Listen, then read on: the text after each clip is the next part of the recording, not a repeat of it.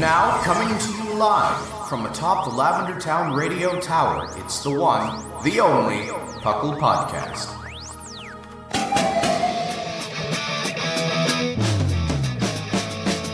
It's PUCL! PUCL!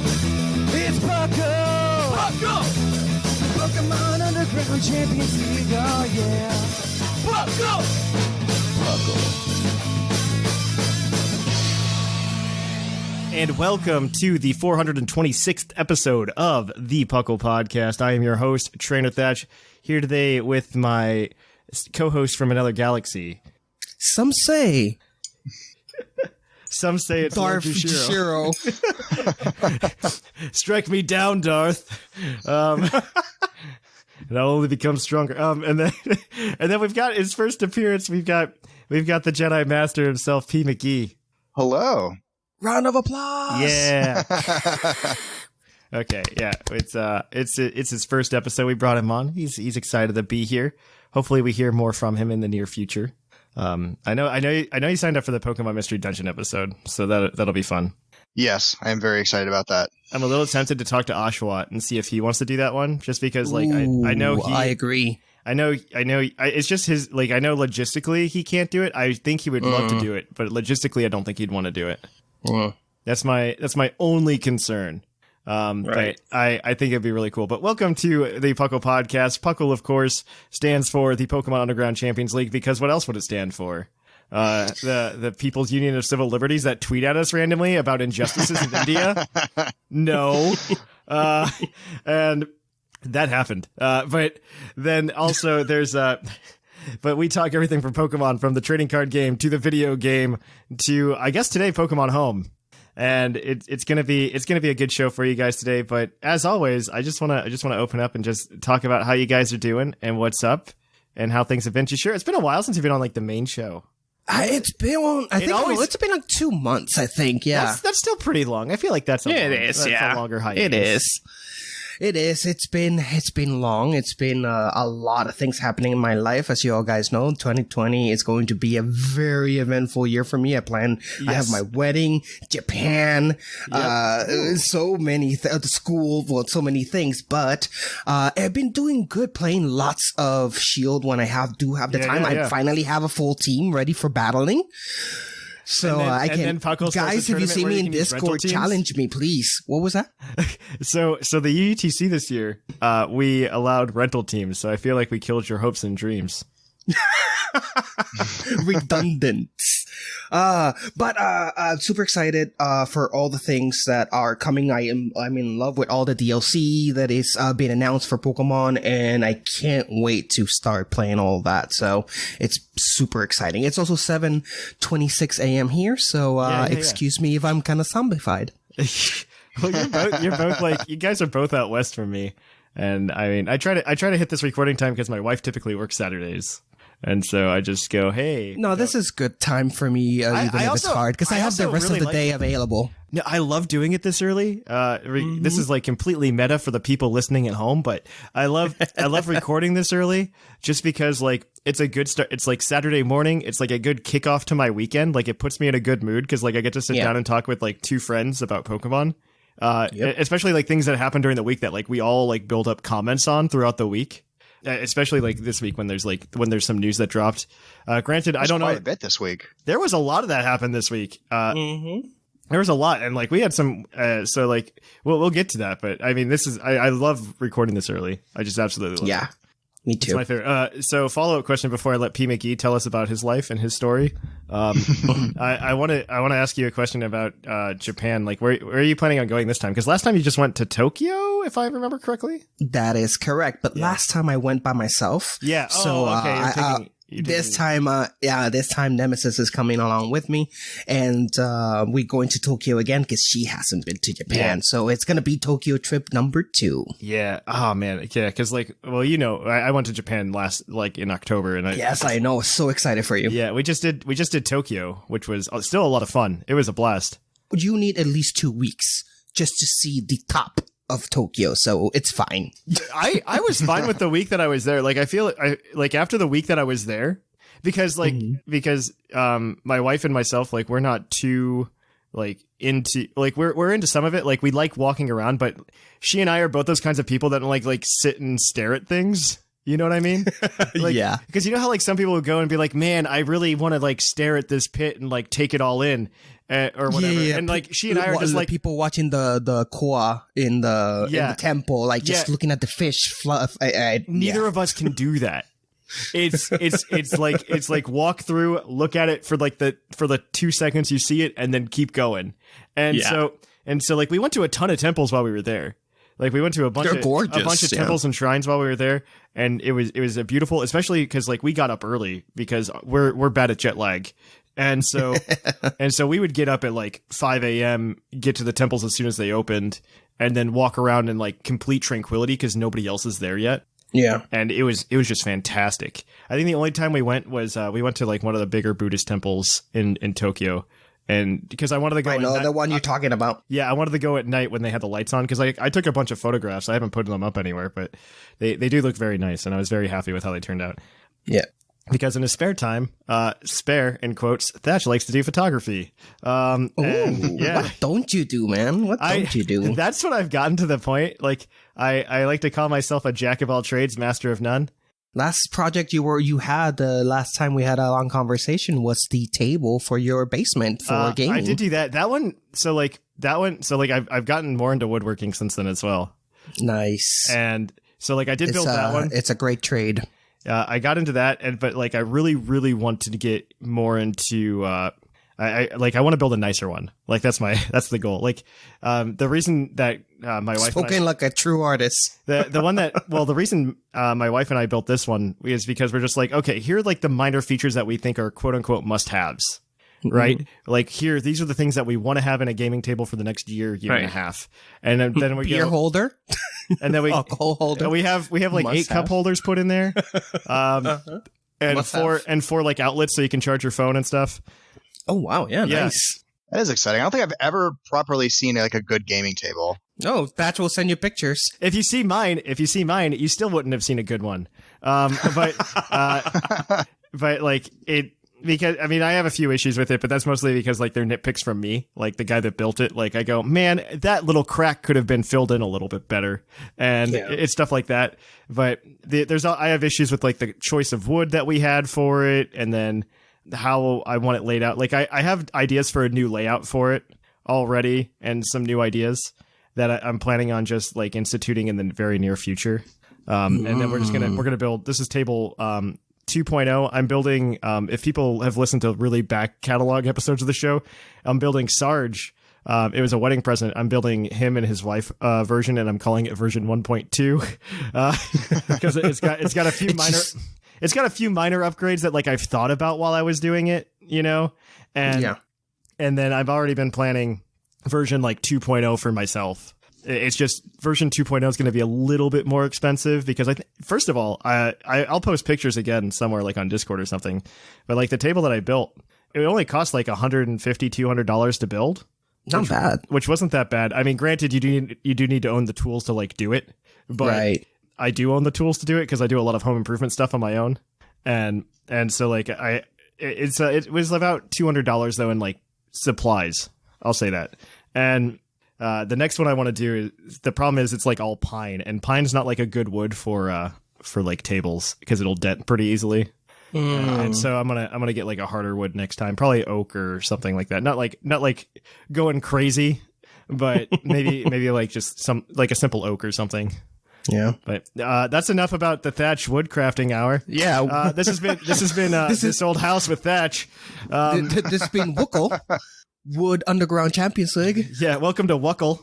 Welcome to PUCL. But P McGee, tell us about yourself. I guess because it's your first show on the main show.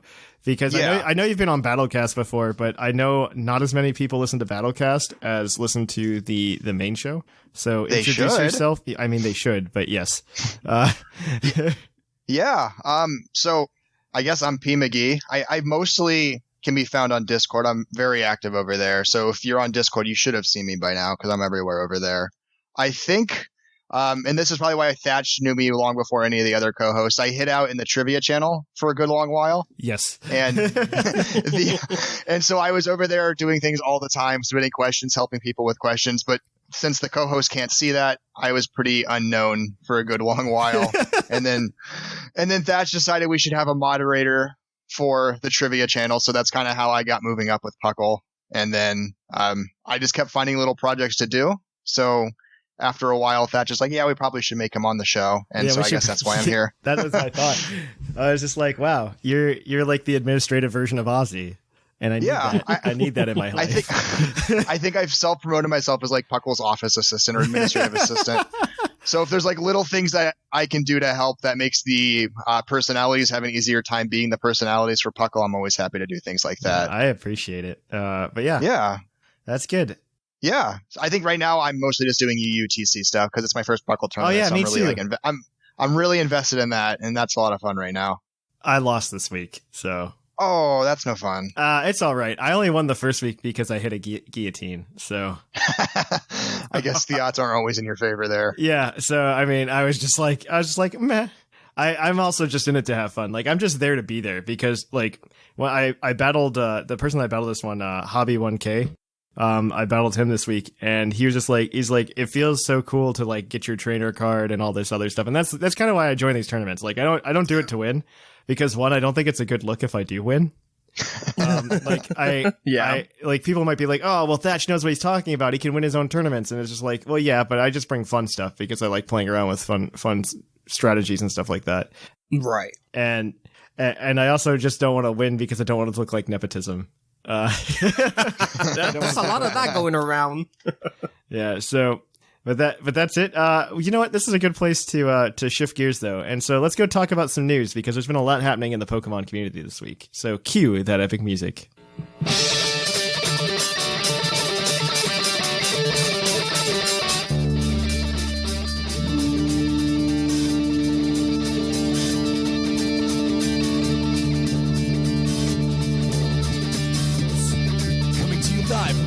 Town Radio Tower. This just in.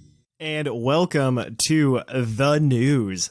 The news is where we're going to talk about the thing that's happened this week, I guess. I mean, a lot happened this week. I was really surprised with the number of things that happened because one, I didn't see this coming because they quit All Creamy in the in max raid battles on Pokemon Sword and Shield. And what they did instead is they switched for the next week. We can get Milcery instead, and that Milcery can G-Max after it evolves into All Creamy. So you can get every single flavor and sweet now of Milcery and evolved into All Creamy. It also unlocks the 2 sweets that weren't available prior. So if you're an avid collector of All Creamy variants for reasons, gotta have all 63. Yeah, if you want all 63. There you go, our Sigma. They made it just for you. I wish that wasn't a joke. I wish that wasn't a joke because it's not. He 1000% is like, I know he's going after like all of them that he can. Because he's telling me, he's like, I don't think I'm going to raid tomorrow, which is today, Saturday. And I'm like, why? He's like, well, it's the first of the month, so it's snowy weather everywhere. And I don't want to deal with finding raids in that. I don't want to. When he was first telling me about snowy weather, I thought he was talking about where he lives because he lives near one of the Great Lakes. And and I was just like, oh, are you getting lake effect? Because he and I don't live that far away from each other. I think he and I only live like 2 hours away from each other. Right. And so I was just like, oh hey. I'm like, it's not snowing here, so it must be lake effect snow. He's like, no, I'm talking about in-game, Thatch. Get your head out of the gutter. And I'm sure he said that. Yeah. That's not how he said it at all. That's just me paraphrasing Sigma. Yeah. But the new season of ranked battles for Sword and Shield have gone up. We thought they were going to change the rules. They're not. They just called it February season, and it follows the same rules as the previous ranked battle series.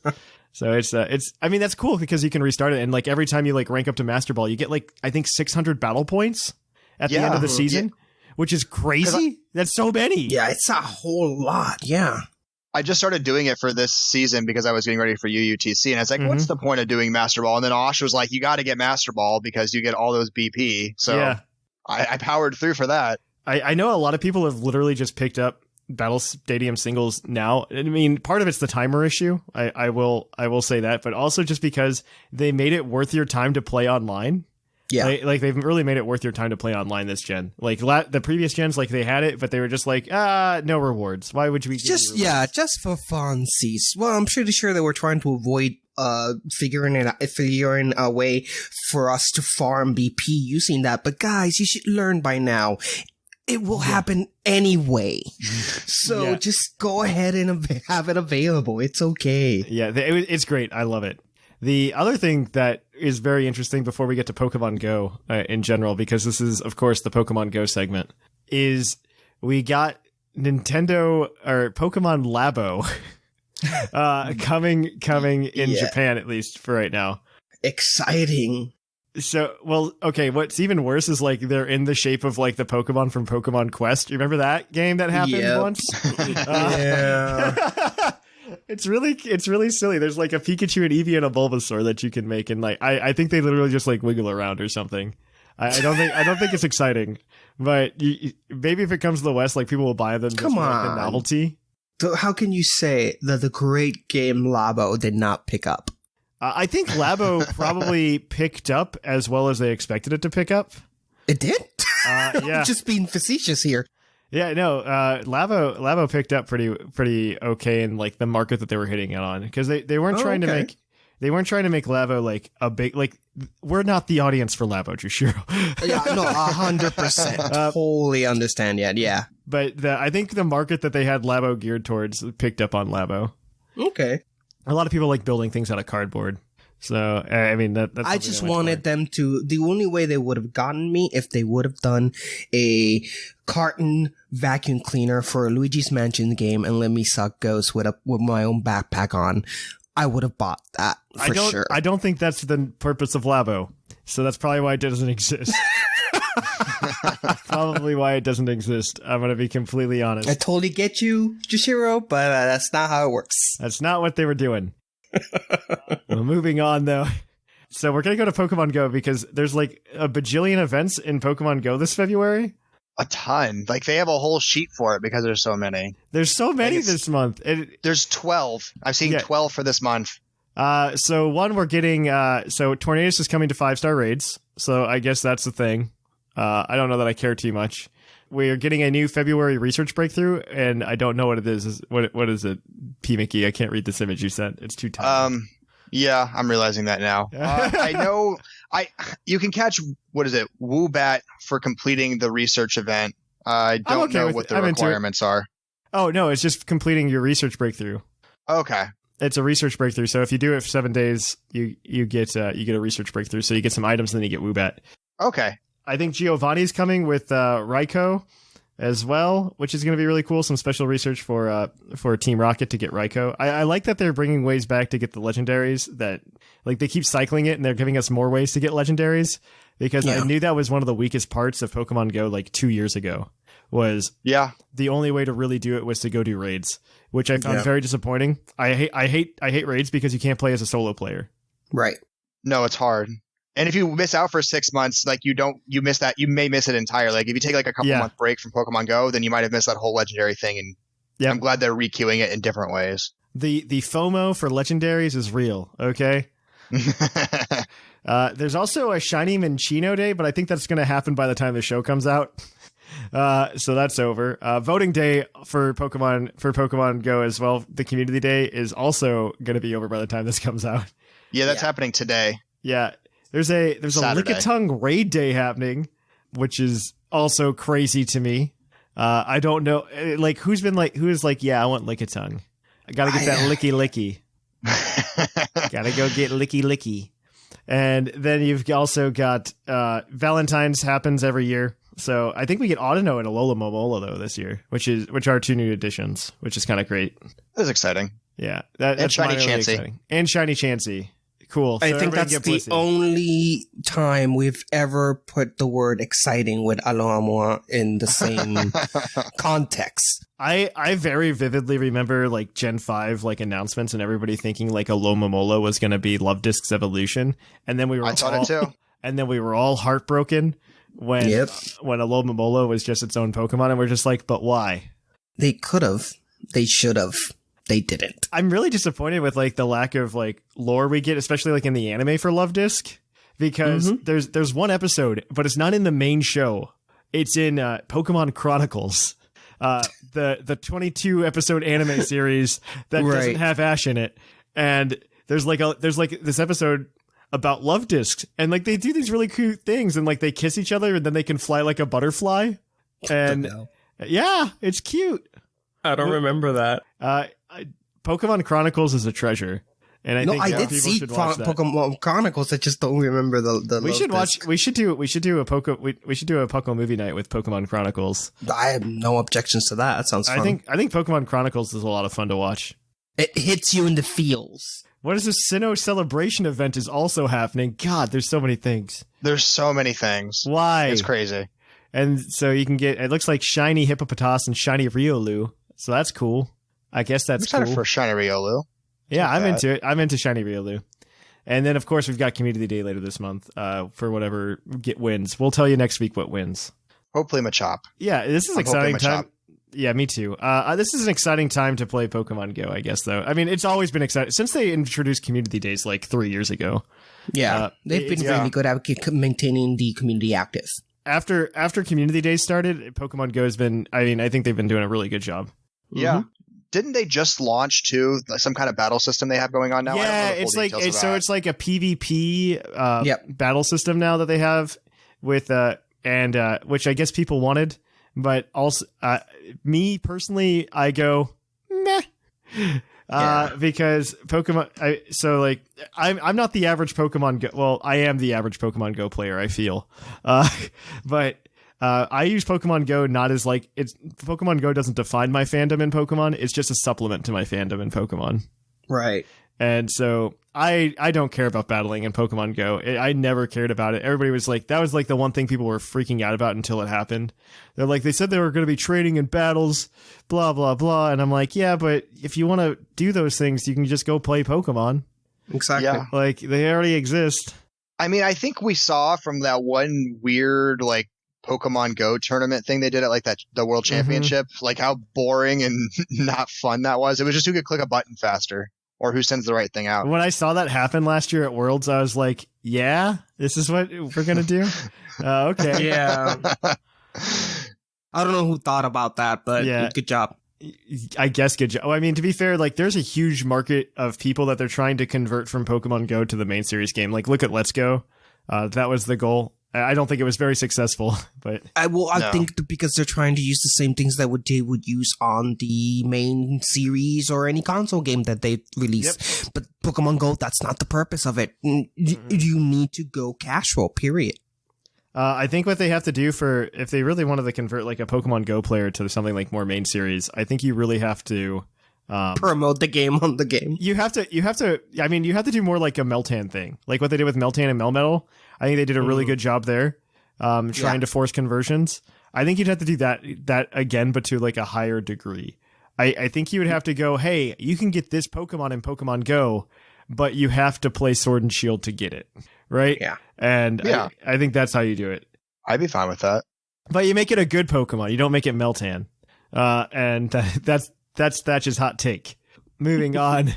I think the couple last things I want to address is that one, if you go ahead and you want to celebrate the commencement of Ranked Battle Season 3, you can use the code SuperF1CACE because there's no I in their little like way to type because I don't want you getting confused. We'll put that in the show notes. Also, you can go collect your BP from Ranked Battle Season 2 as well. Other than that, though, I think that is pretty much everything that's going on in the Pokemon worlds. But P. McGee's got... What did I miss? What did I forget? No, I was going to say there's also heal balls for the Milcery event. Oh, that's true. There's a code for them. So we also have in our Discord, we have a resource page because I'm always going to promote this at every opportunity. We have a resource page where all the serial codes are at. So if you're ever trying to find all of them, just stop by the resource channel and we should have a link that gives you all of them. So they update automatically because it's just straight from Cerebi. So if heal balls. There was those as well. And then I was going to make a comment too that I'm keeping tabs with the anime right now, and it's kind of very exciting. Some of the things going on, like Ash just caught a Dragonite out of nowhere. What? I think they're just like giving Ash whatever they want, because I honestly think this is his swan song. Yeah, I have a feeling that this season of the anime is his last or this one? series is, well, I think it's Ash's swan song, because I think they're trying to transition to Go being the new main character. And Go? He's only got one travel buddy now, and his name is but Go. he catches everything. But he catches everything like you're supposed to in Pokemon. Oh And my god. yeah, so I think they're trying to transfer the tone of the anime more to kind of like the manga, and I think that's what I'm looking at. I'm looking to see how that goes. But I'm excited. I mean, it's exciting because it's not the same kind of steps that we go through with a new anime relaunching, with him catching like a regional bird and a couple of starters. I mean, his first catch of this anime is a Dragonite, so yeah. And he hasn't Mr. Mime for whatever reason right now. Well, he got Mr. Mime from like his mom finally. And yeah. It's really silly. I'm gonna have to watch this. Dude, this thing is like, I think it's his swan song. Like, I think they're honestly just like, hey, let's have fun with Ash for like one more season because he's already champion, right? And then what we do is we transition to this Go character whose goal is to go get Mew, and we can make that last as long as we want. And I like it. Makes sense. I think that's honestly like how you go ahead and you do it. But on that note, I guess that's everything in the news. I know you had one more thing you wanted to talk about, PUCL wise, so I'll let you riff on that. Perfect. So PUCL has a website. We're very proud of it. We like it. We've been having a bit of issues with migrating to a new host, so you may have noticed a bit of hiccups with it loading, but we're supposed to have that resolved very soon. And as part of that, what I want to try to get going again is generating more content on that website. It's been slow on there for the last few months as we've kind of hit Pokemon Sword and Shield, and people have been mostly doing that, and we just haven't had the same kind of energy behind that. So I'm looking to redevelop a writing team, covering things like Pokemon news or PUCL news, but also, I guess the word I use is like colorful content. So maybe some of the series that other writers used to do, things like what Whimsicott would write way back in the day, or things like Viger would do with like a monthly news recap. So we're trying to see if we can see if there's interest in the community for helping in writing some of these articles. So my goal is to post a form on the Discord and maybe in the show notes so that you can fill it out and express interest if you're interested in that. And then I'm looking to hold like an informational meeting in a couple of weeks, like February 15th, where I can kind of lay out what the goals are. And so if writing for PUCL is something of interest to you, please check it out. DM me if you have questions. I'm more than happy to answer them. I want to see if we can get that going again. Cool beans. I support this. On that note, though, we're gonna rack your brains here in a minute, and we're gonna switch everything over to PUCL's Poke Quiz, where we're gonna quiz you guys on your insane Pokemon knowledge.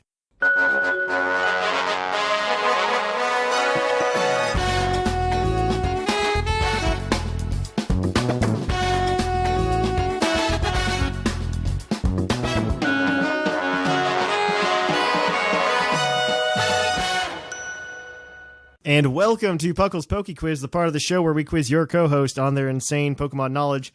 That means that they cannot use the internet. They just got to use what's in their noggins. And you've got P. McGee, so hopefully you win, Jushiro.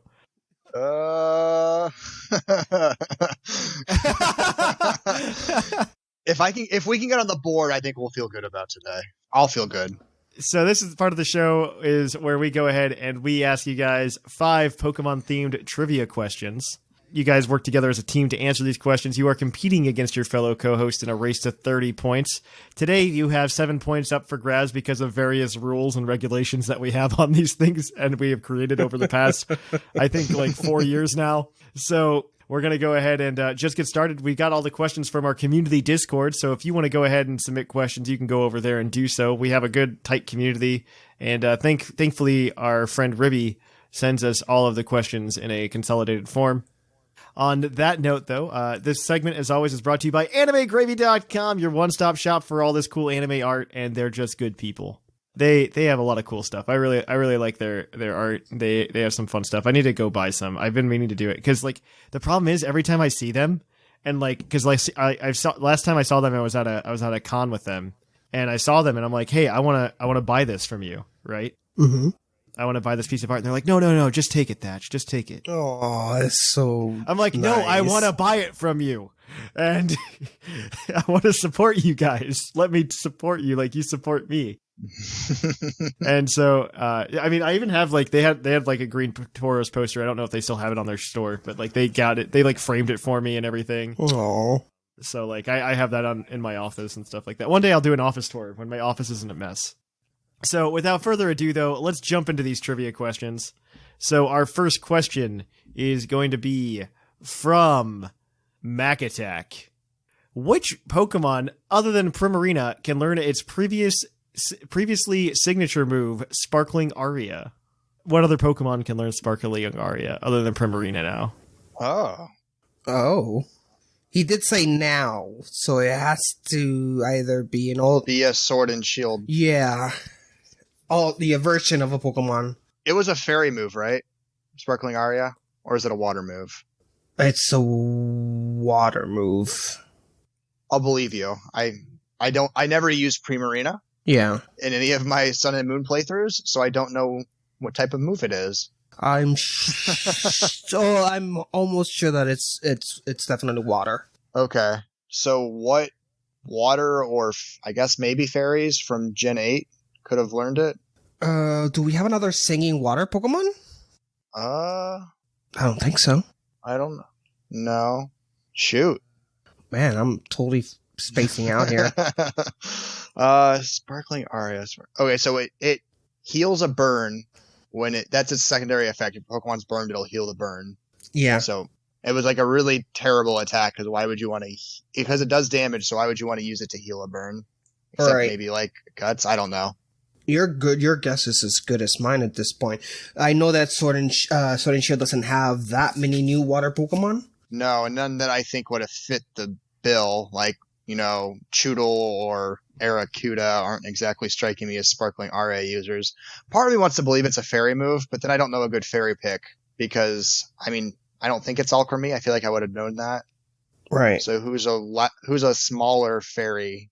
Maybe, I don't think so, but maybe it could be Hatterene, but I'm not feeling too confident on that. I would go with that because I honestly have nothing else. All right. I think we're going to say Hatterene and not feel good about it. Yeah. Hatterene is unfortunately incorrect. Yep. The answer is Lapras.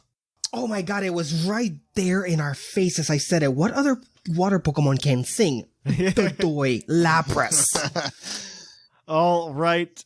Unfortunately, you're 0 for 1, but we'll get you a chance to come back. Our next question is going to be from Lord Snorlax, and this is a number question. I'm going to give you a plus or a minus 2 on this one, so you got a nice window. Okay.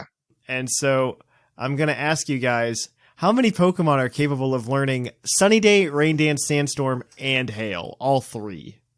How many Pokemon are capable of learning all of them? Or all 4, I should say. All 4 weather setting moves. Sunny Day, Rain Dance, Sandstorm, and Hail. How many Pokemon are capable of learning all of them? So cast form, obviously. Mew. Mew. I'm assuming all of them have been TRs or TMs at some point, so I would assume Mew. Does Heliolisk get Hail? My thought is no. I don't know. Seems to be a fair number if there's a plus or minus 2. Yeah, it could be a fair number. What other weather Pokemon are there? Lugia, can Lugia learn all of them? I don't think we're going to get there by individually asking which one because I suppose it might be a lot of them, so we're going to have to just ballpark it. How many do we think we're missing? Yeah. Because there's several I think can learn 3 of them at least, but I don't know how confident I feel about all of them. Yeah. Yeah. Same here. It has to be around 10, maybe. I'd say like in the 8 to 10 range, maybe less, maybe closer to 6, but let's do 8. 8 seems like a fair middle ground number between those two. Yeah, because individually I can't really, we won't get there. 8 is your final answer? Yes. 8 is unfortunately outside of the window of error, margin of error. The answer is 17. 7? Can learn all 4? Yeah, Mewtwo, Mew, Corsola, Type Null, Silvally, Chansey, Blissey, Kangaskhan, Articuno, Dragonite, Suicune, Lugia, Castform, Absol, Palkia, Arceus. Yeah, I never would have gotten that. Yeah, I wouldn't have gotten past 4 of those. Yeah, it's a lot. I was just like, that's an interesting question. All right, so you guys are 0 for 2. Don't worry, there'll be a chance for redemption. We're doing great. All right, question number 3 is your Pokedex entry question, as always. And so we are going to ask a question. This one is from Liger. It's Pokemon Stadium Pokedex entry reads. Oh, no. A clever Pokemon that can swim backwards while facing forward. Fainting may result from a jab of its sharp spikes. And remember, this is a Pokemon Stadium Pokedex entry. So Stadium only had the first 151, correct? Just the first Stadium? That sounds right. Yes, just the first Stadium. Okay. So some that strike me as potentials. There's Cloyster, I guess, because he has spikes and he's swimming. Ooh, right. I'm trying to think of what other spiky swimmers there might be. There's so many waters in the first one. There are many water. Not Goldeen or Seeking. Well, Seeking. There's Seeking. He has a horn, though. Not a spike. Clever. Okay, the only water psychics are Slowbro. You do have hints, but I guess you want to use that on the redemption points. Right. Ideally, yeah. Ideally. Shoot, what are the first? I'm trying to go through the waters. Yeah, Magikarp, Gyarados. We got Vaporeon, Slowbro, Slowpoke. We got Goldeen. We got Seeking. We got Tentacool and Tentacruel. We have... Those aren't spikes. Those are just tentacles. Because, I mean, that one sounds like within the ballpark, but that doesn't sound fully right either. Right. I think Cloyster might be actually the best choice. Because it can swim. I mean, that's how shellfish swim. They propulse from their mouth. So they open and they close their mouth so they can move. So it makes sense that it will be swimming backwards. Although it does say it can swim backwards, indicating that it can also swim forward. Yeah. Ay. These questions. I'm sorry. I thought this was better than the other one. He gives me 2. What about, like, something like Horsey or Seadra? Does Seadra have tentacles or, like, spikes on the back? Like, are those, like, wing things? You could say that it does have spikes. You could. And it does have... Seadra has always had this, it's poison thing, I think. Even though it's never been poison. Huh. That's why I think it learns... Doesn't Horsey or Seadra learn poison's thing or something like that? Something like that. I feel like Seadra also had, like, poison point ability or something. Yeah. It could be Seadra. It's Gen 1. I mean... I'm gonna need an answer. I'm feeling okay about Seadra. Me too. Let's go with Seadra. Seadra is correct. Oh my god. Yes! Yes! Seadra can do that one. Yeah, it's much... I thought it was much fairer than the other one. So... So this next question is your bonus point question, but because you guys have missed points, you guys can get a chance for a 3rd point in this question today. Ooh. You get up to 3. So there are 7 answers. Okay. The question is, what is Ash's first capture in every anime series? And so I'm going to define series for you guys. The answer is going to be the original series. So the first 5 seasons of the anime, that takes you all the way through Johto. The Advanced Generation series, which takes you all the way through Battle Frontier. So that's Hoenn and Battle Frontier. Diamond and Pearl, Black and White, X and Y, Sun and Moon, and then now whatever the hell series we're in. Okay. And so for the first 3 answers you give, you get 1 point, and then for every 2 answers you give after that, you can get another point, for a total of 7 answers for 3 points. So Pokemon he's given, like Pikachu, would that still be his first catch? No, it needs to be an actual capture. Okay. Caterpie? It will be the first one, right? Was it Caterpie or was it Pidgeotto? Oh, that's when I'm like, it could be either one. I think he catches them in the same episode. I think so, too. That's the... Great, so we're up to a 50-50. Okay, so he would catch Dragonite first for the new one, because Mr. Mime was just his mom's Pokemon. That is correct. So, paying attention there helped. Let's see. The most recent generation, who did he have on his team? He didn't catch that many in the most recent generation. He didn't, no. It was Litten. It was Meltan. It was... He definitely didn't catch Ployple first. He definitely didn't catch Meltan first. Litten seems like it's on the right track. I don't even recall what was the first one in Sun and Moon. No. No, Leeton. Or maybe it was Rowlet. Maybe it was Rowlet first. It was Rowlet, yeah. Well, what he captured it, or what did they give it to him? I don't remember. I think you would have caught it. I think he captured it. Okay. He caught it. That's 2. So you guys have 2 of the answers. Oh, there we go. You have 2 out of 7. So Gen 6, he had a lot of good things. Yeah. He had...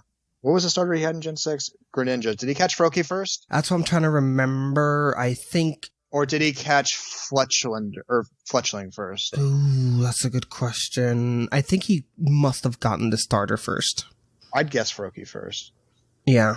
Froakie is correct. That is 3 out of 7 for you guys. You guys have 1 point. So you guys, you're 2 for 4 right now. All right.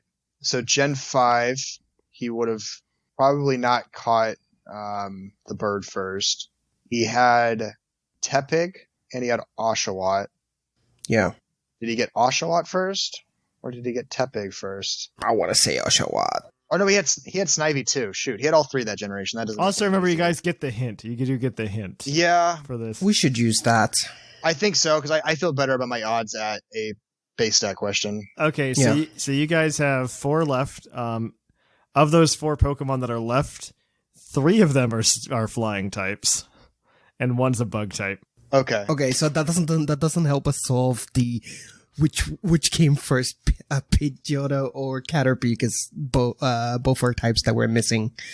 The rest are all flying. Did he catch Talo? Ho-Oh, was it Ho-Oh the first Pokemon that? Oh, not Ho-Oh. Oh my God, Hoothoot, the first Pokemon that he got in Johto. No, we don't have to do that one. Oh, not that one. You don't have to.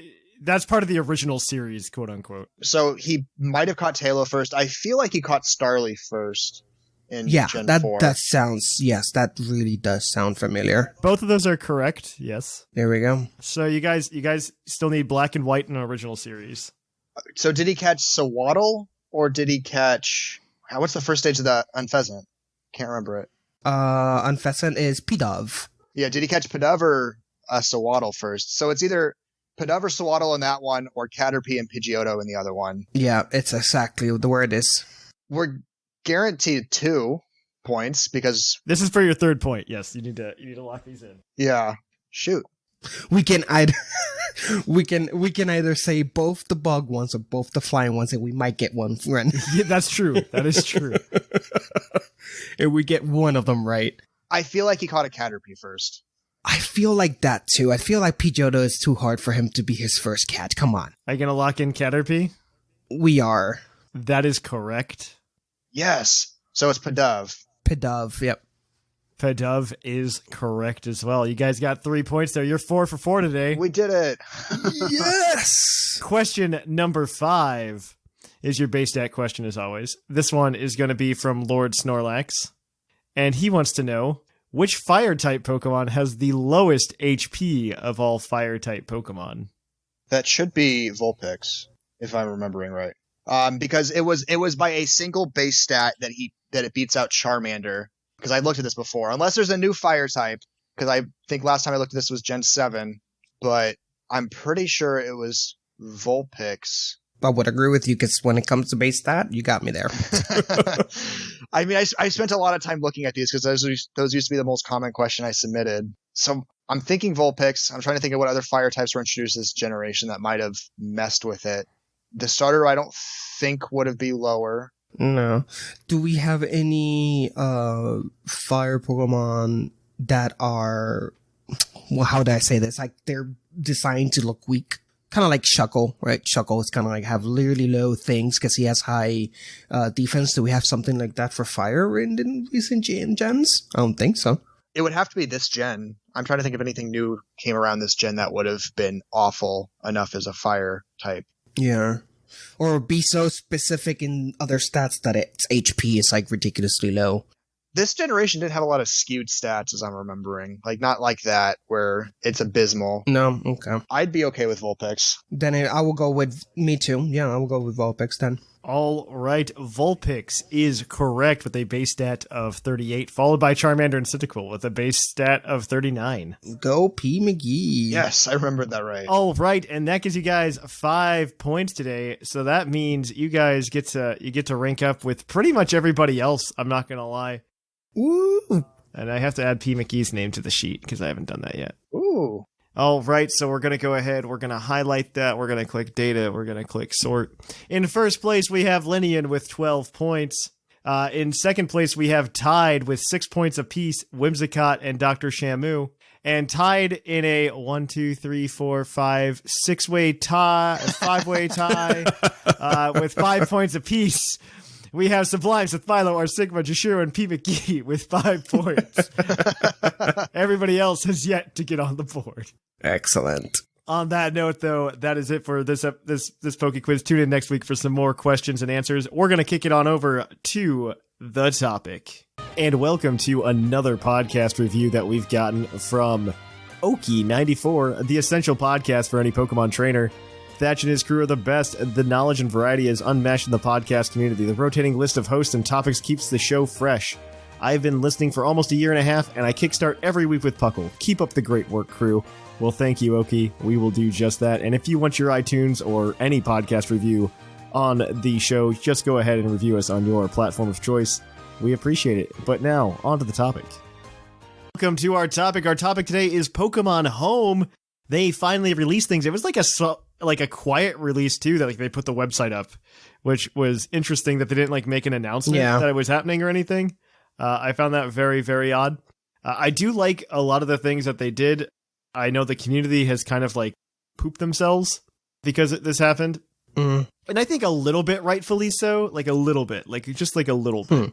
I understand where they're coming from because, so Pokemon Home launched. Pokemon Home is the quote unquote successor to Pokemon Bank. I feel much better about it knowing that DLC is updating Pokemon Sword and Shield. I'll feel better about it when Sword and Shield has every single Pokemon in it, which I think is a very realistic thing that's going to happen. Of course it is. Like I said, it was going to happen from day one. Doesn't mean it's going to happen, okay? Sure, it doesn't mean it's going to happen, but it's happening. I think it's more likely to happen than not to happen. Exactly. My fear is that they, instead of going into 2021, make more DLC, they decide, hey, let's just make a new game. Yeah. And then they kind of forget those Pokemon that they didn't bring. Because I for one am not a fan of the second culling. Well, they have to finish them though, regardless of whether or not they might be in Sword and Shield. They have to be for the next one. Oh yeah, I think they need to. I think they should. It is just, it doesn't fit in my mind why they wouldn't include them in the game. It's just, people are so, what's the word I'm trying to look for here? Not scared, but it's always in a state I'm very of skeptical. Defensive when it comes. I'm skeptical. Well, but we with no reason. That's the thing, right? Because it's... No. Okay. Listen, hear me out here, Jushiro. Because I don't know how much you've been following the things that were cut from Pokemon and Sword and Shield outside of the Pokemon. I've not been following the fandom because the fandom let me down there. I've been following what they say. So the one thing that also happened with Sword and Shield with the release is that moves were also cut. There were 100 or so moves removed from the game, and most of them for good reason. Yeah. You don't need jump kick and high jump. Exactly. Kick, for instance, right? So they kind of condensed moves, but moves they did get rid of in Sword and Shield. The big one, and this is leading into my example of what do we do, is Hidden Power. Mm-hmm. So Hidden Power is no longer in Sword and Shield. If we were to transfer a Pokemon from Pokemon Home, that new Hidden Power, the game would say, hey, you should delete this move. It's not going to do anything. I have my own opinion on that one, but continue on. So I think competitively, it's really cool to have Hidden Power gone. But exactly. But it creates a problem if you're going to say all of the Pokemon are coming back. And the reason being is unknown. Okay. Unknown cannot learn any move other than Hidden Power. Okay. Historically. So I like to phrase this as the unknown problem. I think there's ways to fix it. Of course, they can add a hidden move. I mean, we might have moves being added to the game. I think what you do is you just remove every other Pokemon's ability to learn Hidden Power. Exactly. And then you just say, it's his exclusive move now. Exactly. And I think that's probably the way to go, just because I think Pokemon as a whole is better off with Hidden Power being gone. Yeah. Until Lando comes back. But I think Pokemon as a whole is better off with Hidden Power gone, at least in its current state. I always dislike Hidden Power, and it was one of the things that whenever I would go to Smogon and say like, this time I'm gonna train a new team, and I would go to Smogon and I saw that Hidden Power was an option, it would always turn me off from using that Pokemon because I can't nail that IV gambling and switching and making sure that the Pokemon has the IV that you want. That was way too complicated for someone that is video game more casual like me.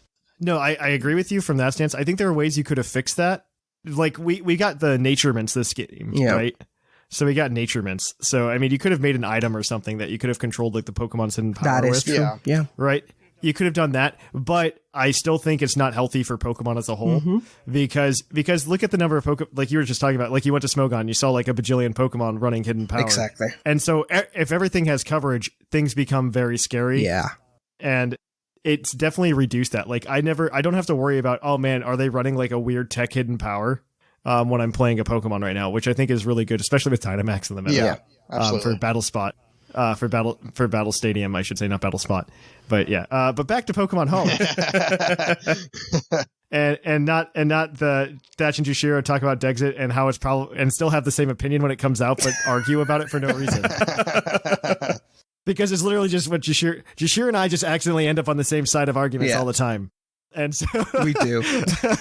and so Pokemon Home costs a bit more than Pokemon Bank, which I think is where a lot of like systemic outrage in quotes it comes from, because Pokemon Bank is only $5 a year and Pokemon Home they cranked it up, and they cranked it up a little bit more than I thought they would.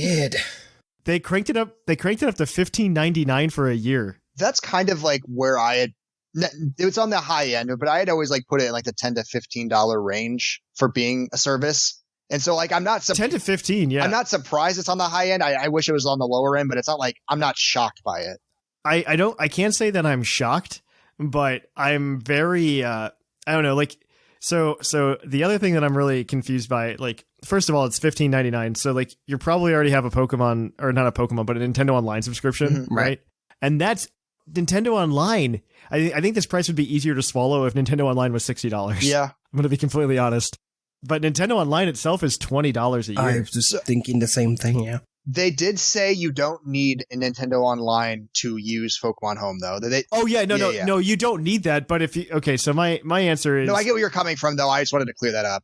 If you're a Pokemon fan as a whole, right, you're gonna want to be able to go battle online, go do max raid battles with your friends online, and you're gonna want to be able to have the ability to move your Pokemon back and forth through Pokemon Home. Yeah.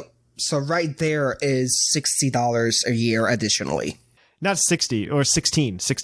Oh, sorry, but I was combining the $20, not even $45 is what I meant to say. $46.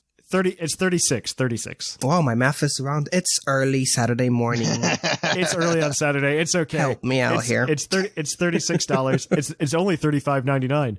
But I do understand that. Like if it was $10, I think it'd be easier to swallow for a lot of people. Yeah. They do have price points where you can try it out for a month for $2.99, 3 months for $5.99. And there is a free version of Pokemon Home as well that's available, but it does cut you off from a lot of things. So the premium plans allow you to store up to 6,000 Pokemon, which is twice the storage of Pokemon Bank, which is needed after like another generation, or it's been 2 generations since the original launch of Pokemon Bank. Yeah. I hope it also allows for the upgrades that might come in the future. Like if Pokemon Home is something that's going to exist for the eternity of Pokemon, I would hope that they would also have plans that it would be like, oh, hey, we've had 2 more generations. Here's 9,000 Pokemon you can put in Pokemon Home now for the same price. Yeah. Because literally the storage size is not that much. Yeah. It's not that, like a Pokemon I think is something like on the order of like a few megabytes at most. If megabytes might be too big actually. Megabyte is too big. Yeah. I think it's kilobytes. It's on the order of kilobytes for a single Pokemon. And so you do kilobytes times 6,000. You're paying $15, $16 a month for storage, for like megabytes of storage. Like a flash drive from 2008 storage. Wow, that's depressing if you put it that way. Yeah. Yeah. I mean, granted, it does come with more features when you do previous, because not only do you get that, but you can you can do a few other things. You can trade. You got some judging features, things like that. Yeah. Yeah. Judging features, who cares? And so they do have some trading options though. Like there's the Wonder Room, which is essentially Wonder Trade. Mm-hmm. These all have to be done on your phone, on like your mobile device. You can't do this on the Switch, which I find really weird and odd. I like to say that I actually saw this coming, and there's someone who's listening in an episode previously said the next thing they should do is have a mobile app which interacts with your game. No, I don't disagree that they should have a mobile app, but I think it's odd because like there's two apps, there's two versions, right? There's the Switch app, so you can take Pokemon from, and then the mobile version. And I do agree, like I was we heard about this mobile app back in May. Okay. And so we knew that this was going to happen, that you're going to be able to trade from your phone. Yeah. And I thought, wow, that's really cool. That's a really good idea. I thought they would at least like let you still do it on the Switch. So, because my concern is like you have this really cool thing, Pokemon Home, and you had kids who could get Pokemon Bank on the 3DS very easily and do everything that Pokemon Bank could do on the 3DS, which is very little, granted. But you can't have them go ahead and use something like the GTS. And maybe, honestly, that might be the filter we need. But we can talk about that in a minute. But I think it's very odd that it's only on the mobile device and not on the Switch app as well. Like, you can't access these trading features. I think that's a lot of the confusion with this whole thing is that, like, there's certain features you can only do with the mobile. There's certain features you can only do with the Switch. And so it becomes very confusing to know what you can do with what system. And right. Yes. I'm still straightening it out of my head, and I've been reading about it for days, and I have it like a very clear graph in front of my face, and I still have to think about it. This Wonder Room allows you to essentially trade. Even when the app is closed, you can essentially dump Pokemon in, and it'll automatically Wonder Trade Pokemon away for you. So bulk Wonder Trading, which is something that I've been talking about, like wanting. That's so good. And so it's really nice. If you have the free plan, you can only do 3 Pokemon at a time doing this. If you have the premium plan, you can do 10 Pokemon at a time. And this is kind of a nice way of like slowly filling out your decks. If you don't want to like put a lot of focused effort on it and you have the premium plan, you just throw 10 of them in there and you start getting random things from, all the generations because it's on home. We have it through Surprise Trade, but I do like it in the Wonder Room because one, it's something that I can kind of like set up throughout the day. Yep. Like while I'm doing work or something, like, hey, at work I can throw up 10 Pokemon, like 10 Breejecks, right? I can throw 10 Breejecks up there, and then I can wait to see what I get like an hour later, then throw 10 more up there, and then see what 10 I get. Because obviously I'm getting the premium plan because I run a Pokemon podcast. And I think that's cool. I think another thing that's really odd is the GTS being moved to here. I mean, I don't disagree with the idea because I think if you go all the way back to 2006, 2007, when the GTS was invented, I think the concept has always been make it more of a global standard for Pokemon. Yeah. And I think moving it from the game to an app allows them to do that and allows it to become more of a monolithic thing. I don't know that I entirely agree with it, but whatever. No, I do agree that they I do like the overall idea. I don't like that the app. I don't like the app is required. I don't mind that. Well, yes, yes, required is the right word. Also, that the Switch version doesn't have the same features. Yes. Yeah, you guys already said it. It's just confusing, a little bit confusing there. I understand that they're trying to make it more monolithic and like it helps to only have one, but I feel like removing something from something that used to be essentially a given is very odd. I mean, it does feel a little like a money grab, but so like I'm in definitely the minority because like I don't play a lot of video games outside of Pokemon. I play a couple, and even then it's still like Nintendo franchises, right? Like the next game I'm really hyped for is Animal Crossing. Like just like that's who I am. That's who I am as a gamer, right? Yeah. And I can understand it. So like for me, for Pokemon, I go, if they tell me it, like back when they announced like Dex and everything, my answer was, if you're going to tell me that it costs more money in development costs for you guys to get these Pokemon there onto the game, I will pay that money to get the Pokemon on my game. Yeah. So like I have zero problem with DLC. I have zero problem with giving the Pokemon company money if they need it to help develop. I think this is a very smart move in a developing perspective, because what they did here, like Wonder Room, GTS, all these are features that we've known Pokemon to have in each game for a long time. What they essentially have done is they taking these basic features that have been in almost every Pokemon game for by the longest time, and they put it under its own app, meaning that they no longer have to worry about implementing this stuff in future games, because GTS, Wonder Room, it's all in the app, so they can focus on the new stuff. On that part, I do understand. And like you guys know me, I'm always the biggest developer defender because I know how hard they're working. That industry right now lacks all employee regulations to make them have a normal life. They literally live inside in their computers, and they hardly see their families. But that's beside the point. I do appreciate that part, but I do agree. I have to say that just not having those features in the game it feels like it's missing. Yeah. To be fair, I think standard what we're used to is still available, but it's just in the app. I mean, it's still available for free. Yeah. Like in the free version of Home, you can still access the GTS the same way that we've been accessing the GTS for years. You and I, even if we don't pay a penny, can download Pokemon Home, and we can still put one Pokemon up on the GTS for trade. If we pay it's a little bit more work. Yeah, because you have to bring it all the way from the Switch into the mobile, like into Home, and then you have to go onto your phone. I wish it was a little bit more seamless. Yeah. I think that's probably like the next step, like is a seamless like game to home transition, but I don't think that's going to happen in Sword and Shield. Maybe in Generation 9. Yeah, the next one, yeah. I mean, I'm fine with it as it is right now because it's clear what you like. Once you get going with this, it's clear how you need to do it. So if you want to trade, you pull out your phone. If you want to transfer, you get out your Switch. And then like that's how you do it for a bit. And then if they make it more combined later on, that's great. But like once you get going, it won't be too bad. And like you guys have been saying, everything that we wanted to do is still free to do. It's just more complicated. Mm-hmm. I mean, even if you pay for it, I still think it's more complicated to do. But the good news is like now I can put 3 Pokemon up if I pay for it. I can put 3 Pokemon on the GTS. That's nice. And I do think putting this on the mobile app only, because it is on the mobile app only, which is really odd. But maybe it stops the kids from asking for like a level 1 Bidoof. Or putting up a level 1 Bidoof and asking for a Dialga. There should hopefully be less of that. Thatch, you have humanity too much in high hopes. I do. I wonder if they'll do better about taking away if this Pokemon couldn't legitimately be attained at that level, you can't request it. I wonder if they'll filter that better. That needs to happen. That really needs to happen because that was always an issue. Yeah. Asking for like level 9 Palkia and stuff. Yeah, that was dumb. One thing I like that they added to the GTS for this time is that you can request it come from a specific game, because if I'm understanding this correctly with the current generation, so like if you have a Mime Jr. in this current generation, it's only going to evolve into Galarian Mr. Mime. Yeah. So you need to have one from a different generation in order to get it to evolve to regular Mr. Mime. So I don't know if that's how it works, because that's not how it worked in Alola. No, I know. I've been reading through that a bit and I'm a little confused because like how do you get regular Weezing right now? Like how do you get a regular Weezing? You have to transfer in a Weezing from a previous game. So if I guess that's my point. If it's I'm curious to see how that goes because we haven't really dealt with it yet. We'll lay a coffee. No, we've dealt with it. We dealt with it in Alola. No, I know Alola, but with Galar though, I'm curious if they changed it up at all. Because of the way Cerebi was explaining it a bit, I was a little confused. So I'm at least excited that you can request from specific region this time around, so that you can like.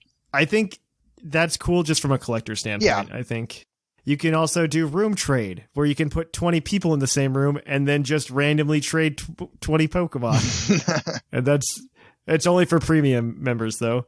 And then there's friend trade. So you can like, if Jushiro and I, because we're friends, wanted to trade something, I'd be like, yeah, I got that on Pokemon Home. And then I could just send it to him while I'm out on the road. That's awesome. So that's kind of cool.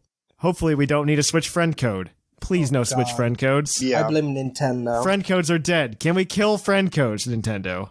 Why is it still a thing? We need an intervention. It's frustrating. Why we're still using friend codes? It's like trying to turn on your car with one of those oh my god, levers that you remember the cars before when you used to like spin. You were in the front. You put a lever. You have to turn it around. Spin it so it can charge like a freaking toy car. Oh, I know what you're talking about. To charge the battery. Yeah. To get it to start. It's like having that for a new car. It's like, what's the purpose of it? It's old school. No one uses this anymore. Yeah. So other things I think are really, really cool. So these are just additional features.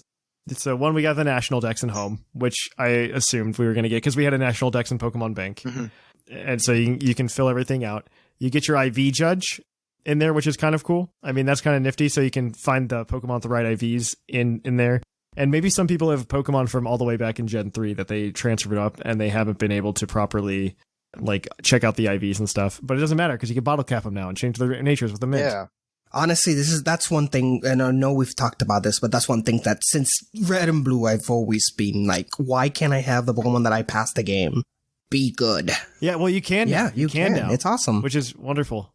The other thing that I think is really cool is that you can get mystery gifts in Pokemon Home, which is really, really, really cool. So like we had that Pokemon Pass app for half a year and we're just like, nope, we're going to replace it now.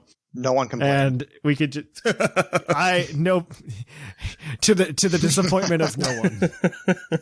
We got rid of that Pokemon Pass app and we've gone full into Pokemon Mystery Gift on Pokemon Home, which is definitely a better way to go. Mm-hmm. Yeah. I like that a lot. And you can also check battle data, and there's some news updates, and you can, like, it's going to show, like, the rankings and stuff, kind of like the old global link on Pokemon Home as well, which is nice. Yeah.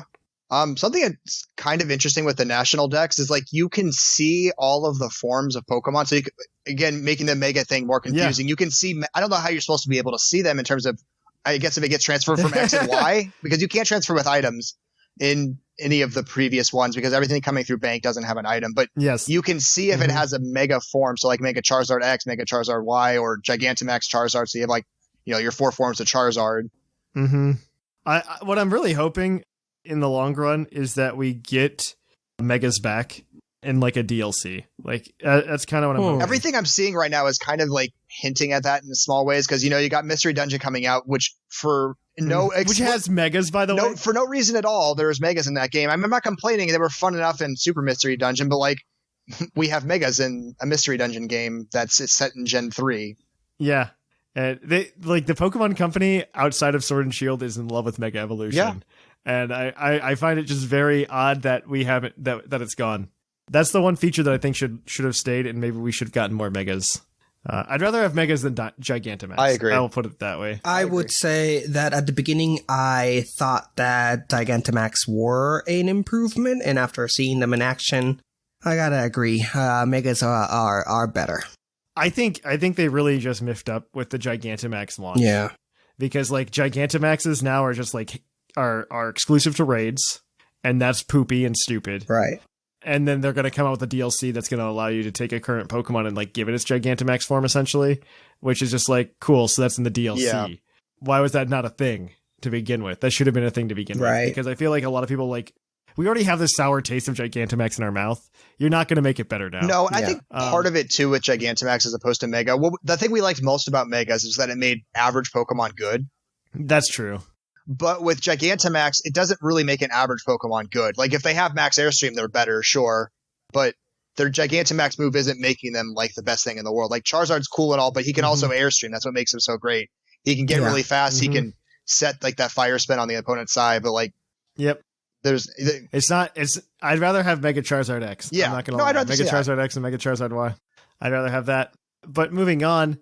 I think we're going to get to the meat of this so that we can wrap up the topic. But the meat of this is we want to know how you transfer, right? And so there was an image going around Sylph Road that really pissed me off because it was just showed me like the level of like Pokemon Go blinders that were on. So like the Sylph Road subreddit had this image from the latest Pokemon Direct a few weeks ago where it didn't show Pokemon Go going into the game.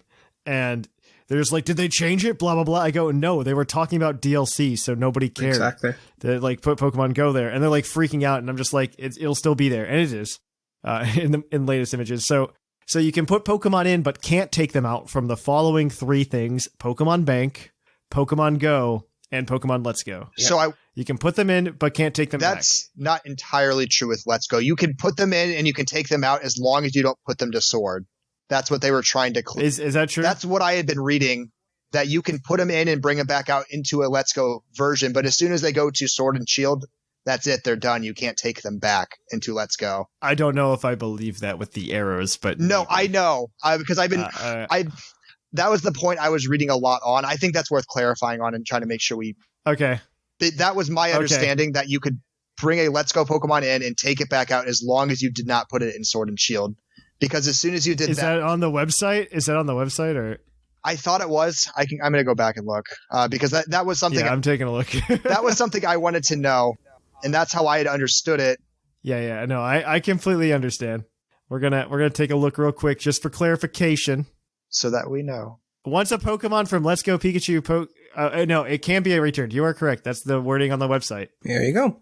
It says, once a Pokemon from Let's Go Pikachu or Let's Go Eevee is moved to Pokemon Sword or Pokemon Shield, it cannot be returned to its original game. However, it says they can move back and forth between Pokemon Home.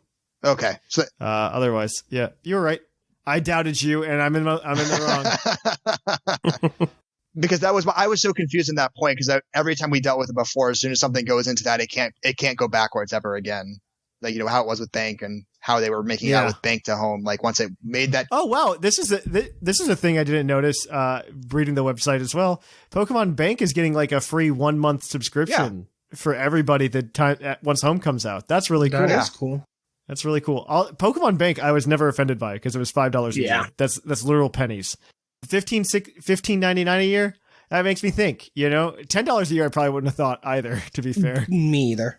$15.99 though is just like Yeah, it is a bit up there. I don't understand why they came up with that pricing. So Pokemon Go will be able to go to Home, but it will be unavailable at launch. But they do plan to put it in. So if you have Generation 1 Pokemon in Go, you just bring them to Let's Go, and then you can bring them all the way over. Same with like Meltine and Melmetal. Yeah. So you can still get some of them over, just not all of the non-Gen ones yet.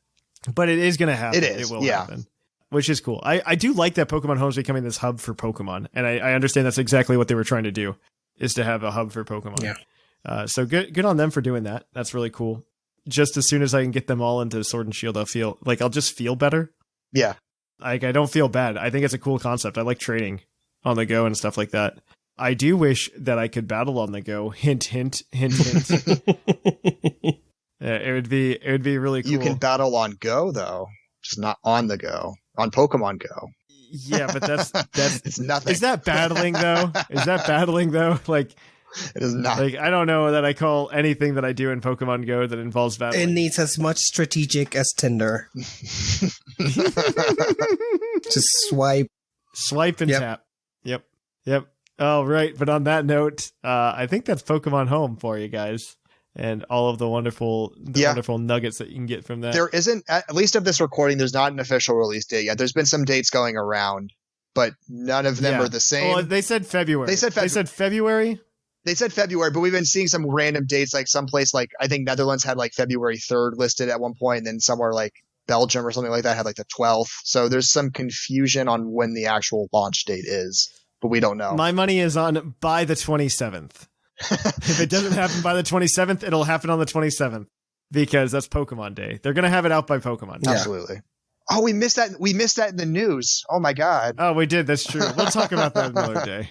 But on that note, we're gonna take a short break and be right back at you with the Pokemon of the episode. We'll catch you on the flip flop. Hey guys, Seth Philo cutting in to tell you about something awesome that I've been absolutely loving. Vite Ramen. If you guys know me, you know I have a borderline noodle addiction, and part of that love has always been a guilty pleasure for ramen. Well, Vite Ramen is ramen, but get this, it's actually good for you. You heard me right. The guys at Vite Ramen have spent years making ramen that's nutritionally complete, and I absolutely adore it.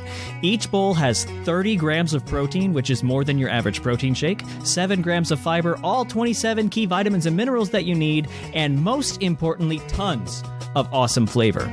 Oh yeah, and did I mention it still only takes 4 minutes to prepare? It's basically still instant ramen. You can head over to viteramen.com and pick up soy sauce chicken, garlic pork, and my favorite, vegan miso flavors, as well as handy utensils and other such stuff. And here is the coolest part. At checkout, enter code PUCL, and you'll get 10% off your entire order. That's PUCL, all caps, for a whopping 10% off. Anyway, I gotta get back to rating, and you've got a show to finish. Catch you guys on the flip-flop.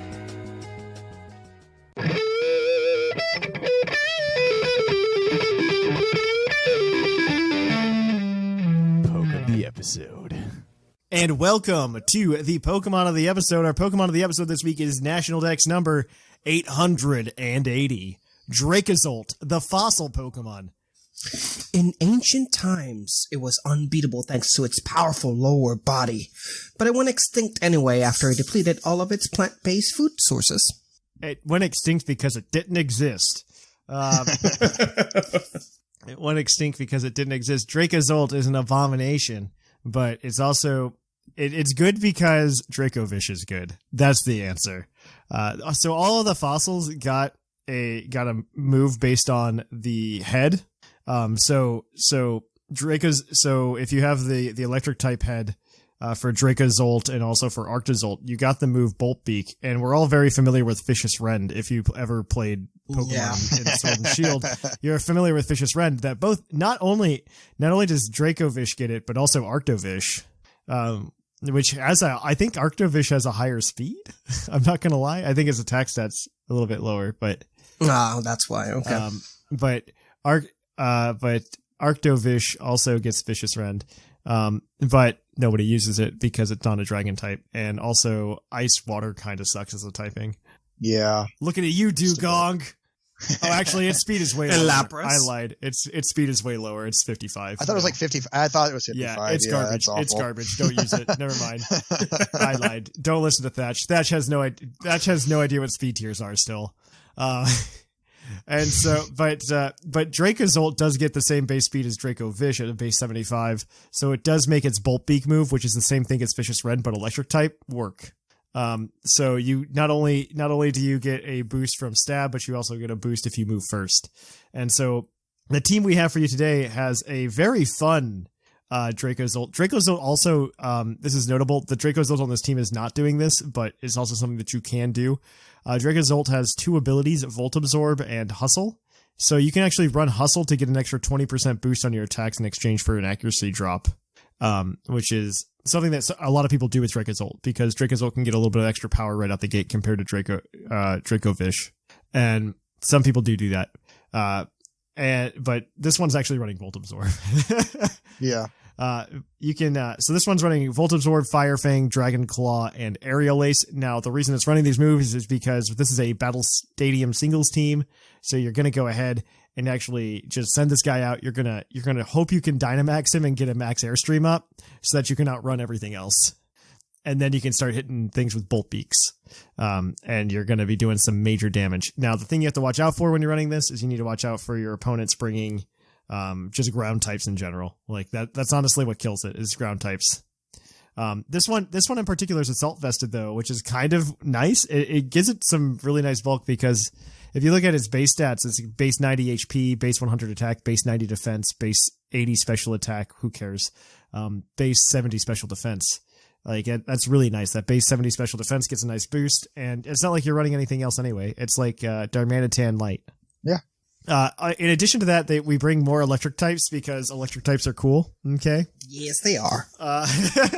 And we're bringing Toxtricity with us this time, because he can just make things loud. And he's running Overdrive, Boom Burst, Acid Spray to lower special defense, so he can do some more. And then also Volt Switch, so he can switch out when he needs to. It's Toxtricity. It's pretty standard Toxtricity, actually. Minus like Acid Spray. And he's holding Life Orb to deal a little bit more damage. He can hit through subs, though, which is really cool. Now, both of those things have one thing in common. They're both weak against ground. So if you want to add some protection against ground for this team, we add the Weakness Policy Corviknight. Now, you include this fine little pigeon with Brave Bird for your main attack, Bug Up as a way to get your defense high, Taunt to prevent some setting up happening in front of you, and Roost to make it even more annoying. Jushiro, I have to say that I'm really proud of you right now. Thank you. Because your segue into that was actually a really good one. And it was actually very relevant. I see a lot of progress in you. I'm working hard towards this. The taunt's actually really big, though, because there are a lot of mons that like to set up in this meta, and it does really help to have taunt on Corviknight. So that's also like the new base speed to like play around with, is like base 70 speed. Like around there is kind of like the sweet spot to start benchmarking towards if you're looking into tiers. But that Corviknight's pretty solid. I mean, he can do some damage. He can really do some damage, especially if you get a couple bulk ups going. A lot of physical attackers can't take it down. Yep. And with its base 105, it has a lot to withstand when it comes to physical attackers. However, it is weak to fire, and we're going to go and cover that with Seismitoad. Focus Seismitoad, so it can actually sustain a hit, has Scold, Ice Wind, Toxic, and Stealth Rock for those of you that like to really make the combat annoying. The Stealth Rocks has been also getting a lot of prevalence in BSS lately, which has been surprising, kind of. Not really, but it's been different. Yeah. I mean, with Airstream as good as it is, you want to be able to chip 25% off most of the ones that like to use Airstream. Yep, I agree with that. And Toxic has also been a very interesting play as well, because not everybody gets Toxic anymore, which is disappointing. But it's not too bad. I like Seismitoad. Seismitoad's on every team because of Dracovish. It just is. Like, I think last week we talked about a team that also had Dracovish on, or that also had Seismitoad on it. And like every BSS team has Seismitoad because you need a water absorber. And there's like 3. And Seismitoad's probably the best one. Seismitoad can also counter Draco's ults on top of Dracovish's, which makes it more valuable as well because of the ground typing. Yep. Basically, him and Gastrodon are the big ones in BSS. Yep. But take us home, McGee. Yeah. So if you really, really, really wanted to stall to timer, these are the best 2 mons to use. Oh, the Whimsicott's so much fun. I know. So first up, though, we have Toxapex running Baneful Bunker so that you can poison a lot of the physical attackers. And a lot of things are using Phantom Force and Bounce, so you get a lot of predictive opportunities to, or I guess Phantom Force not so much, but Bounce, Gyarados, you can poison him really easily with Baneful Bunker. I've seen more Phantom Force than I should have. I'm not gonna lie. I've seen people use it for to like burn Dynamax turns.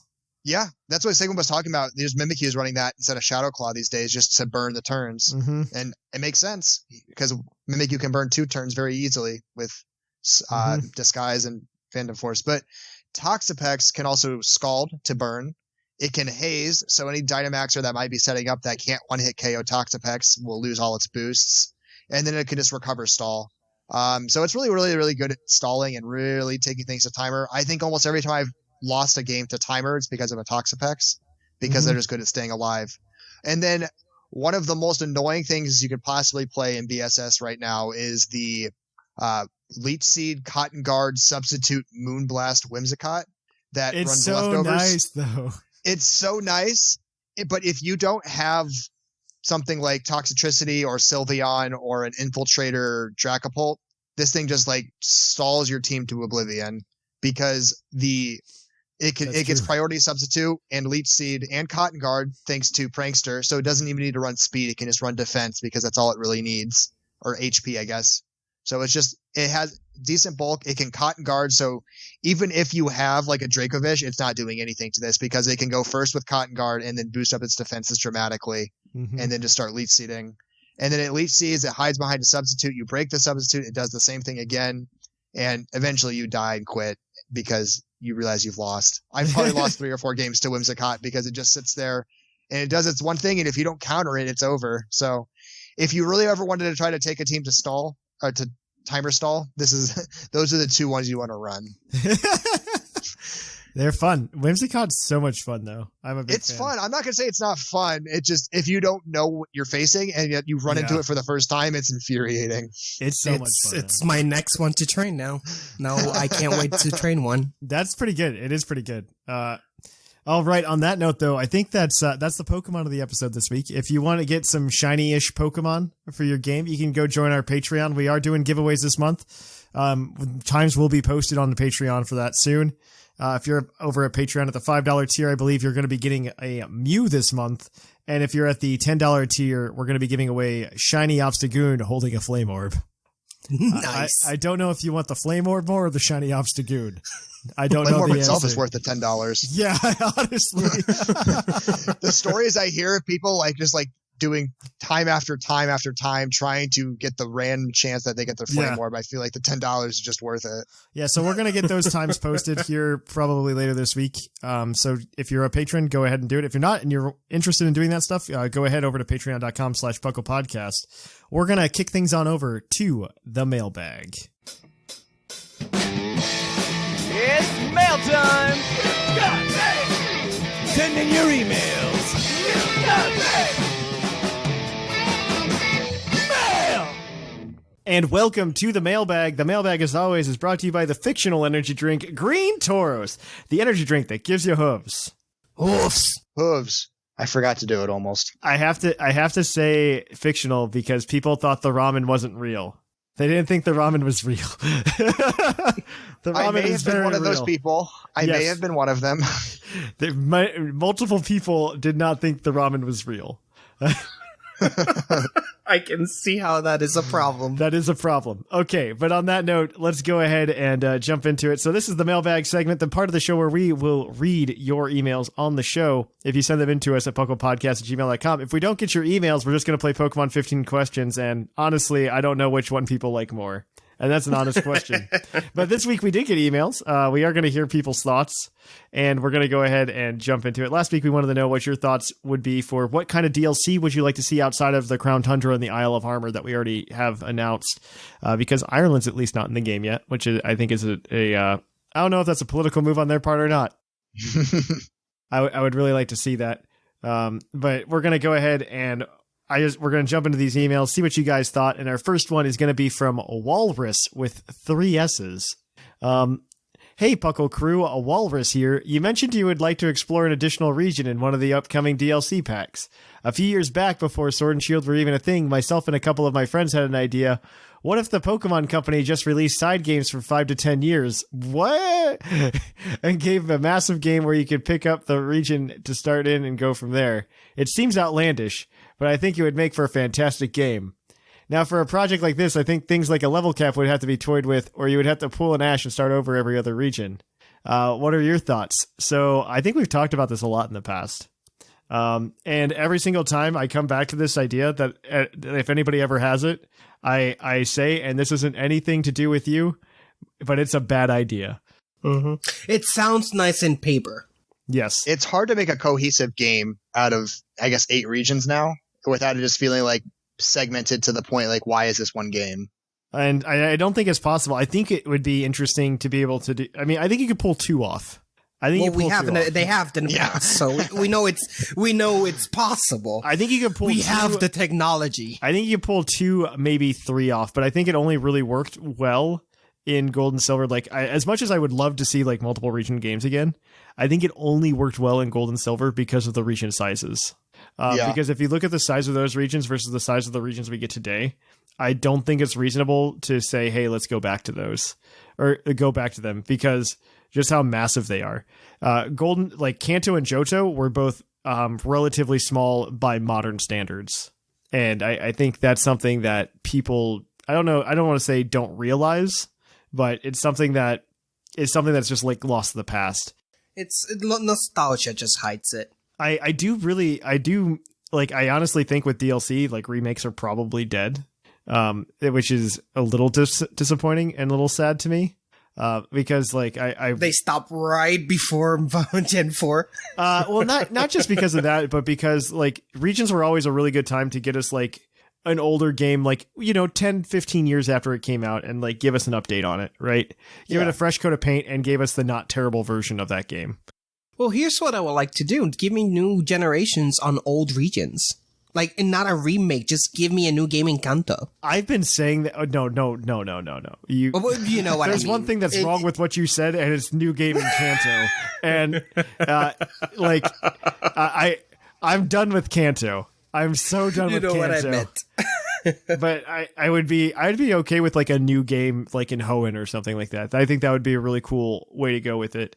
I think there's opportunities to explore with that, and then it also, because we're talking about, because like I do sympathize with like Game Freak developers and people working on the games, and we talk about like releasing their workload from them, and I think it's an interesting opportunity to go ahead and be like, hey, you don't have to work on anything new, you can just work on the old.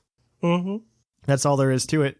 That's a good place to go from there. We got another email though from, I believe, JGuard16. Yo.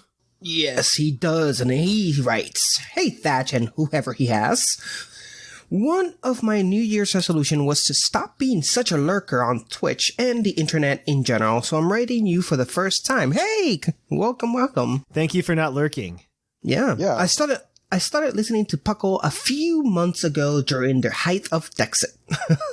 I was the only one among my friends who was excited for Sword and Shield, and I was starting to question if I was just giving Game Freak a free pass because it was Pokemon game. The wonderful cast of PUCL helped me realize that the Pokemon community wasn't entirely doom and gloom. To answer the question of the doom and gloom, that's where we ended there. To answer the question of the week, I'm skeptically excited about Pokemon moving to DLC lieu of a third version.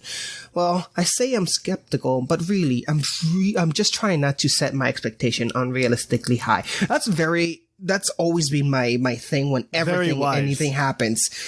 Your expectations are the number one or number two reason why you end up hating something, because you build your expectations so high, and when that fails to match it, you lose it. But anyway, going back to this. We're not talking about Star Wars, Jushiro, okay?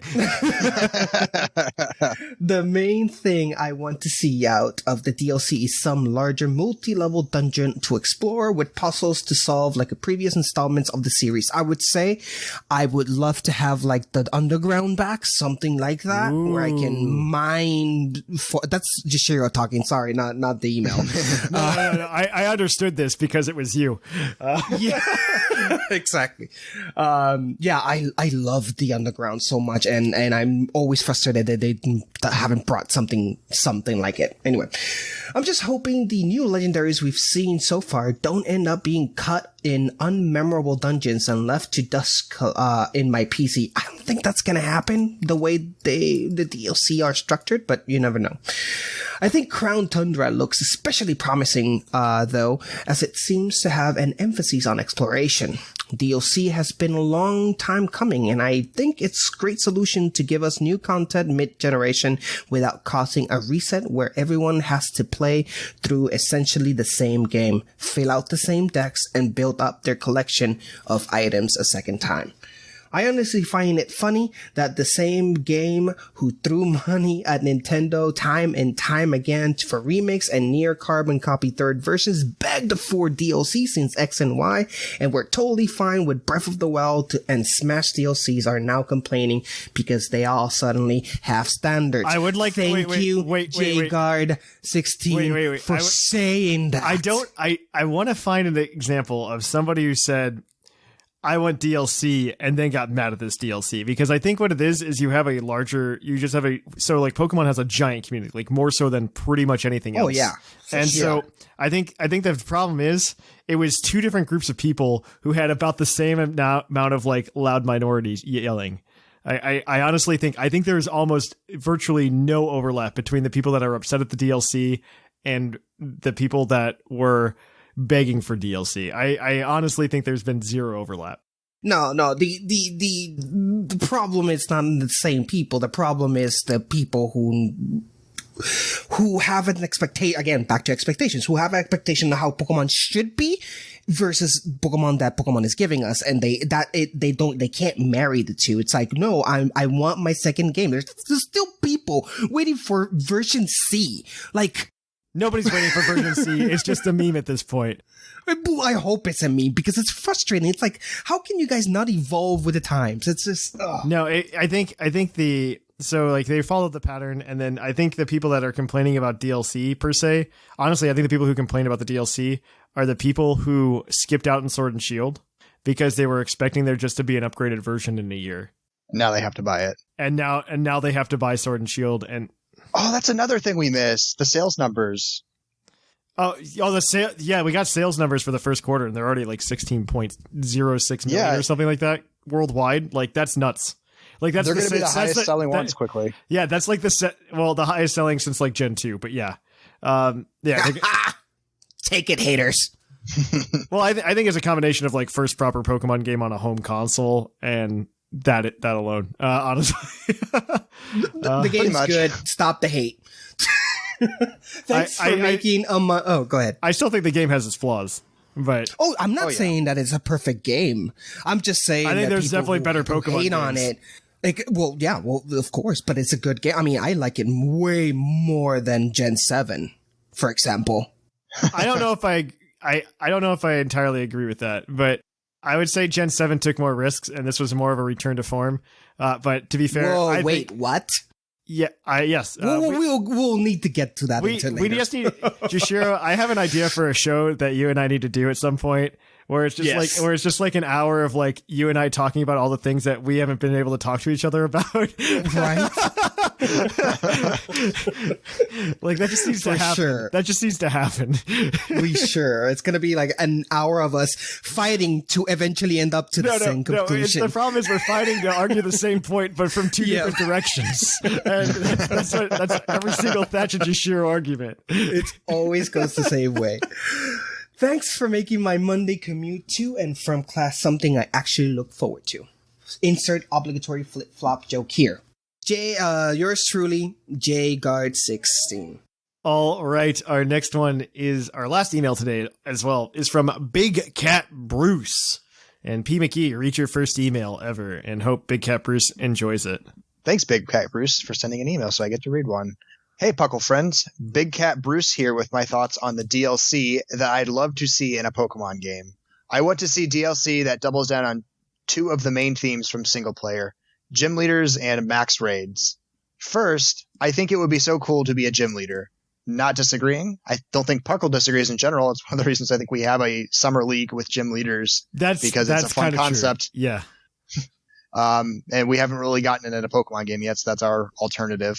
But back to the email. It starts with playing against the existing gym leaders again in difficult battles, with all battles set to level 50. They have 6 Pokemon, and they have good IVs and EVs. After beating all 8 of the gym leaders, we would get the choice to replace an existing gym leader and either take over the type or pick from one of the ones that has not been represented. Then the player would go on their journey as normal, and as challenges appear, your gym manager will call you, and you can have the option to fly back and battle the NPC trainer. The gym leader rules are then your number of Pokemon and max level cannot exceed that of the gym leader that you took the place of. Basically, for example, that if you're taking over Kabu's spot, you have your Pokemon restricted to level 27, so that I guess comparatively you would fight lower level Pokemon. It probably could just be level 50, just the idea of you fighting level 50, you being restricted to a type and you having to deal with a reasonably assembled team that doesn't have any sort of type restriction. So like, I'm just going to interject. I like the idea of being a gym leader. I think this isn't the way to do it. Because I honestly don't think there's a good way to implement it in the game. I just really don't. Because like the closest thing we ever got was, oh, you're champion now in Alola. And I thought that was handled as well as it could have been handled. Because you still want to have player autonomy. You can't just like, people are like, I want to be champion. I'm like, so you just want to sit in a room and just face challenger after challenger? They're like, yeah. I'm like, that's called Battle Tower. Exactly. and this almost seems like the same thing to me. Like, what it is, oh, I'm a gym leader and I have to use a specific type. It's like monotype Battle Tower. That's what this is. Yeah. There's just no way to really ingrain that into the story so it feels like you're a real gym leader and then you can also do all your other things. Yeah, that's the problem. It gets rid of a lot of player autonomy. Yeah. So I get that. And then second, I guess to the max raids though, I would love to see DLC for max raids beyond more than just more Pokemon to encounter. I would like them to expand the 1 versus 4 to a 2 versus 6. This would be identified with a double Helix Light Beam coming from the raid den. Then you and 5 other trainers can take on 2 max raid Pokemon at once, which I think is a okay concept. I don't know how it would be organized, but I think that might be interesting that you're having to deal with 2 max Pokemon. I don't know how that would go, but and then we can use lead cards to call in-game NPCs to aid in our battles. This way we can get rid of Solrock, Wobbuffet, the other garbage ones. These 2v6 dens would give you the opportunity to catch both instead of a normal double battle or a horde battle versus wild Pokemon. These dens would also yield more candy and better TRs. It could be difficult to pull off, but this could be a fun expansion for the series. Thanks for all the great content, Big Cat Bruce. So they're already doing that. In the Crown Tundra, they're talking about it's at least legendary raids. But I mean, we are going to get some like extra raid mechanic piled on top. Yeah, at least an increased difficulty, which is quite a bit already because the 5 stars can be very difficult, especially by yourself. So I'm thinking the legendaries are going to be quite the challenge. I'm excited for it. I am excited for it. But on that note, that's thanks to everybody for sending in emails this week, unlike last week. But thank you for sending in emails. We really appreciate it. If you want to send an email in next week to puclpodcast@gmail.com, let us know what you think of Pokemon Home. Are you going to be getting premium, or are you just going to stick to the freemium version where you can still put 30 Pokemon in and do all the things? Freemium. So just let us know. Send that into puclpodcast@gmail.com. If you want to keep up with us throughout the week, we have plenty of social media to let you do that. Follow us on Facebook, Twitter, Instagram. Great places to go. If you want to watch myself or other Puckalonians on Twitch, you can go over to twitch.tv/thepuclpodcast. Watch us live over there. YouTube is making some progress. We got some plans for some stuff going on over there in the very near future. Puckle Live should be going on this week as well. We should be recording that, but you should also be getting a TCG cast this week, right? Yes, we are, and we're going to review the newest set, the Sword and Shield one, so please stay tuned. I'm excited. I wish I still played TCG a little bit, but at the same time, like, my wallet thinks it's hard to catch up. I'm a little bit, since I haven't been able to stream, I'm a little bit behind in my collection as well. Honestly, I think the best time to jump into TCG is right at the beginning of a new series like this, because now we have a new mechanic, and in like a year they're gonna cut you off anyway at Sword and Shield. Like, the sets are Sword and Shield anyway. Who cares if you've got those Sun and Moon cards? And exactly. Other than that, if you want to, that's all over on our PUCL Plus feed as well. You can go listen to a bunch of cool other shows on Thursdays as well as Mondays if you go subscribe to our PUCL Plus feed. And then you can also, of course, just support the show by either going to our Twitch and dropping us a subscription over there. You can also go ahead and follow us over on, what's the other thing? Oh my gosh. You can go over to TeePublic, buy some swag, and anything you go and buy over there helps out Puckle. If you want to eat some ramen and feel good about it a little bit, you can buy some Vite ramen using code Puckle for 10% off at checkout. Anything you buy over there comes back to Puckle. They're real. They are real. And the ramen's pretty good. I'm a fan of the ramen. I have to try it. It's good. You should order it now, because they got hit like real hard at Christmas, and I don't know if they've recovered yet. Ooh, okay. I don't know if they've recovered. So like, it takes a little bit to ship to you, but it's pretty good. I'm a fan. It's more than like your typical ramen you'd have, like your cheap like 25-cent package. And then, of course, if you want to support the show more directly, you can go over to Patreon at patreon.com/PucklePodcast and get cool stuff like shiny Pokemon and be on the live show and come hang out at Patreon raid nights, which have been a blast. Those have been like my favorite thing. I have to jump in more often. I've been you've dropped into them before. You should run one. Yeah, no. You should run one. Ooh, that sounds interesting. Yeah, I'm all for it. You should run one. We should set you up to run one. We'll just pick a date. Then you can hang out with Jushiro and do some raids. Yeah. On that note, though, I have been Trainer Thatch. I've been Jushiro. I have been P. McGee. And here in the Lavender Town Radio Tower, it's closing time.